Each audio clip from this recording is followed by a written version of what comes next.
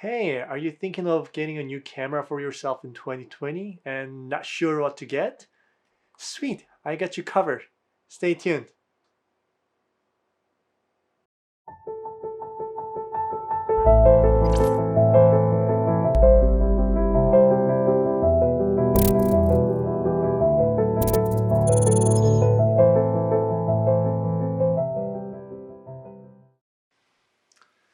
What's up, YouTubers? How are you today? Welcome to another video from Mirinae Project. Today, I'm going to talk about really useful things for anybody who's in the market for buying a new camera in 2020. This is probably most asked question from my friends. Hey Kay, I'm going to buy a camera. What should I buy? Is there any recommendations? I usually start with asking people a few questions, like one or two questions that helps you decide what camera you're going to buy. For example, how much do you want to spend to buy your new camera? What are you going to do? Are you going to do video or are you going to do mostly stills? It makes huge difference when you pick your camera. You have to be clear of what you're going to do with it. If you're not clear with what you're going to do with it, I recommend you to go watch some YouTube videos or read some blog posts about what can you do and find like what your interests are. Like what do I want to do? What do I want to do with this camera that I spent $1,000 or sometimes more, right? Another silly question, maybe not silly, question is, do you have any preferred brand that you want to purchase?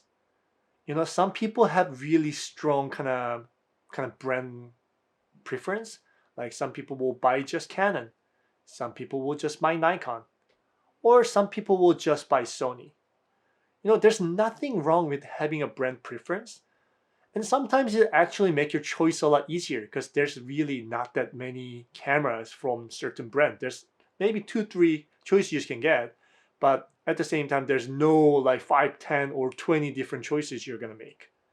Here are my thoughts on brands. Before I start, I'm a Nikon shooter, so my comments and my thoughts can be pretty biased, but I try my best to stay, fair and neutral when it comes to the brand, because not everybody prefers like same brand like I do. So let's start. We shall start talking about the greatest brand that's coming up from the bottom, Sony. Sony is like they're the industry leader right now, especially when it comes to the mirrorless cameras. So for anybody who doesn't know what mirrorless camera is, when you see like the old like we call SLR, DSLR cameras, there's a mirror that lets you see through the viewfinder. But somehow people came up with the idea, what if we take this mirror box out of the camera, make it smaller? Would people like it better? Yeah, and it happened. So they basically took the mirror box from the camera, and then camera became smaller. You don't get to see the actual optical view through the lens, but you're going to see like a small LCD screen that's in the viewfinder instead of the actual lenses. Sometimes like it's easier for people who just study photography because you can see what you're going to get. You don't need to read exposure meter on the bottom. You have to guess, is this going to be right exposure when I take a shot? You're going to see exactly what you're going to get. And if you click the shutter, and there's your image. So Sony was not the first company who started the mirrorless cameras. There has been Micro Four Third Alliance who started the mirrorless cameras before Sony. And Sony was playing with something called DSLT. It's some kind of a hybrid between DSLR and mirrorless. Sony came up with their full frame mirrorless camera, A7. And now they're everywhere. You'll probably see a lot of YouTube creators on YouTube right now is shooting with the Sony A7 Mark III or A7 R3. They're a great camera. When people buy it that many, it's a great camera. And there has been a lot of people from Nikon or Canon switched over to Sony just because their system is that much better. What about Canon? They are still the #1 camera brand in the world. They have been #1 since the digital era arrived at our doorstep. They have great lens lineup. Personally, it's the best perk they have. They have such amazing lenses. There's no doubt. And they have great camera bodies. And they do a lot of videos. Like industry-wise, they have cinema lines. So they have all the technologies that people are looking for. They are super innovative. Only thing is that you usually get what you paid for. They're kind of stingy about adding new features to the lower end cameras. But other than that, it's probably one of my favorite choice to go with. What about Nikon? It's the brand I should. I use Nikon D850, probably the best DSLR camera made for the market. And the Nikon Z6 that I'm just using to record this video. But sadly, Nikon's not doing great recently with all the other super competitive like brands, but they're slowly catching up. Nikon's like a little bit lacking in like entry or consumer level product and maybe like really low end lenses, but their mid level to high end products are top notch. So if you're looking to get into some kind of semi-pro like professional level cameras, I recommend people Nikon. Or especially if you do a lot of landscape photography or wildlife photography, Nikon is a great choice. Fujifilm, to me personally, is like a rising star. Great build quality, great film simulations, and classic and retro design that everybody really loves. Fujifilm probably does not have the best ergonomics when it comes to your hand, but their camera is like really good looking. Oh, they're just so good. And their film simulation, as I mentioned just before, it gives you great image without having you going through all the crazy post-processing. It's that great. Fujifilm lenses are a little more to expensive side, but they're optically great. And different from all the other lens manufacturers lately, their lenses are not huge. Their lenses are not super big. It's pretty compact and it gives you a lot of versatility. Once you know about the brand, this is your next step.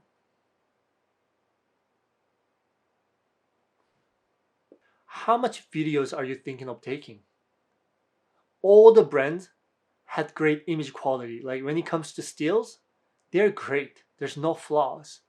But some of the brands more like, has little more perks than the other brands when it comes to video. That's what I'm going to talk about. To me personally, Sony has been stepping up on their games for video for a while now. You know, if there's a lot of YouTube creators using Sony cameras, there should be a reason. What do you think?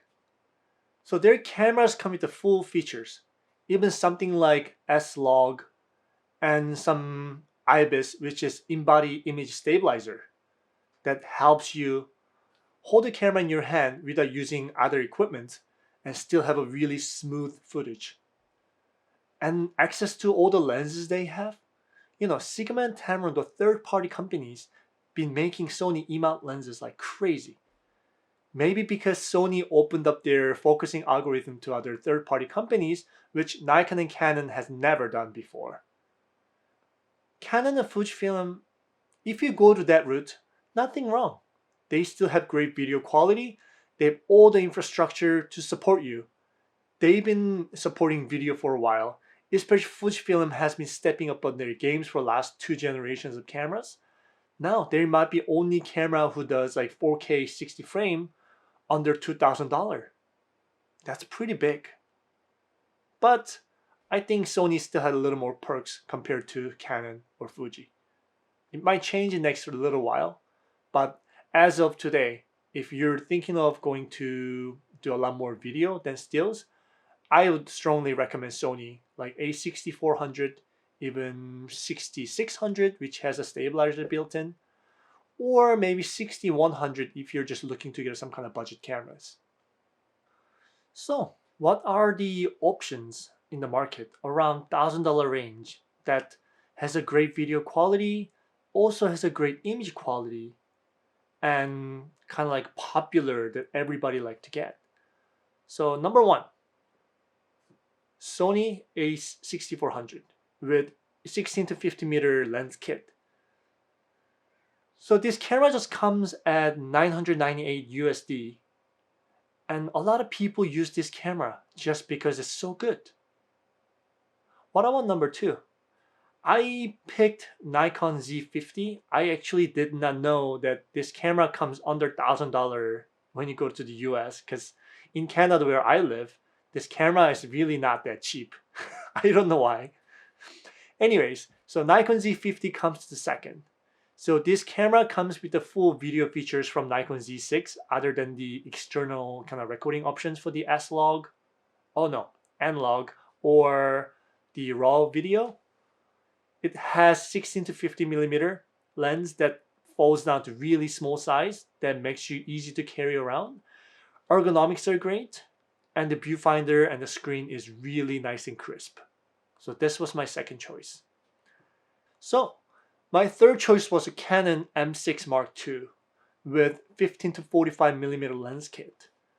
So this camera is a little more expensive than two cameras I mentioned above. It ends at $1099 USD, so about $100 more.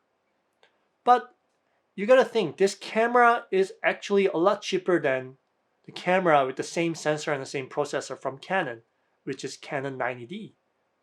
And this camera features exactly same video functionality as its kind of upgraded DSLR version of ON. It does 4K video non-crop and has a tilting screen upwards, so which makes you be able to see yourself while you're recording video. It has the EF-M to EF mount, actually opposite, EF to EF-M mount that lets you use all the great Canon EF lenses to your camera body. And there are so many used EF lenses available because like Canon's #1 company, so many people want to get rid of their old lenses and upgrade. There's so many options for purchase. That just gives like so much advantage compared to the other brands that you have to buy dedicated lens, which is quite expensive. So for the fourth place, my recommendation was Fuji XT30. I know it comes at a little higher price tag, which is $1299 USD with the 18 to 55 millimeter lens kit. But you remember one thing, Fuji lens is actually really good, and this 18 to 55 millimeter lens is way beyond kit lens quality. XT30 is like basically like mini XT3, which is one of the best camera that came out in 2019.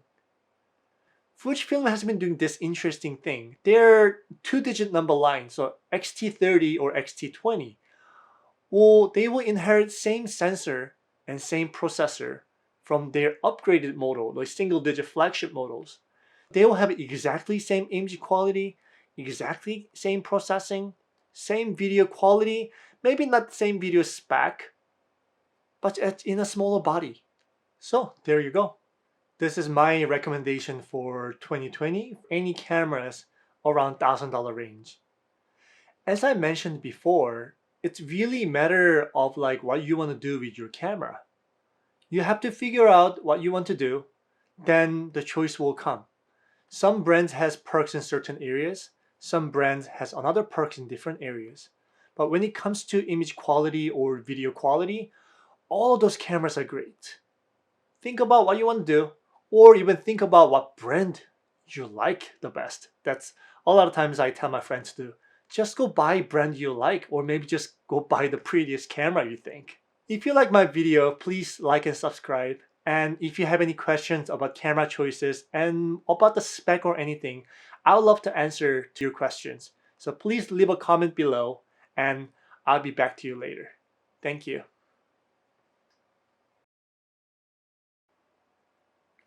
Oh, hey, are you still here? Are you still listening to this? Or have you subscribed yet? If not, please come subscribe right here. And I'm going to be back with more interesting content very soon. So stay tuned and see you later. Bye-bye.